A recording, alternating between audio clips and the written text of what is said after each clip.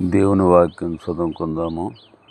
యెహోషువ గ్రంథము 5వ అధ్యాయము 12వ వచనం.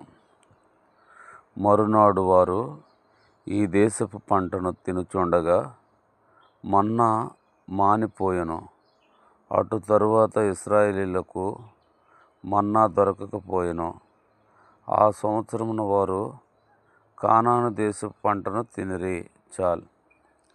కాబట్టి ఇశ్రాయేలు ఐగుప్తు నుంచి విడిపించబడిన తర్వాత అరణ్యములో 40 సంవత్సరాలు వారు ప్రయాణం చేస్తూ వచ్చారు. వారు యెహోషువ కాలంలో యెరికోకు వచ్చారు. యెరికో మైదానములో గిల్గాలులో దిగుతూ వచ్చారు. గిల్గాలులో దిగినప్పుడు వారికి పస్కా పండుగ సమీపిస్తూ వచ్చింది.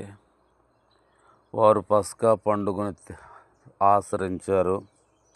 ఇశ్రాయేల్ అందరూ కూడా 6 లక్షల మంది కూడా పస్కా పండుగను ఆశ్రయించి పస్కా పండుగ తింటూ వచ్చారు.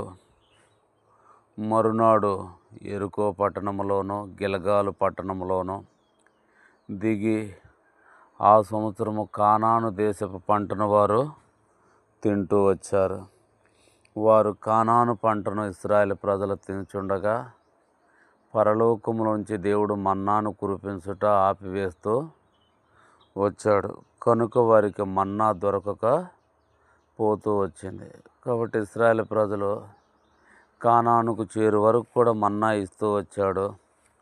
యెరికో దాటి గిల్గాలులోకి వచ్చిన తర్వాత వారు ఎప్పుడైతే కానాను పంట తింటూ వచ్చారో మన్నాను ఆపివేస్తూ వచ్చాడు దేవుడు. అంత సురక్షితంగా వారిని కాపాడుతూ ఐగుప్తు నుండి కానానుకు తీసుకొని వచ్చాడు.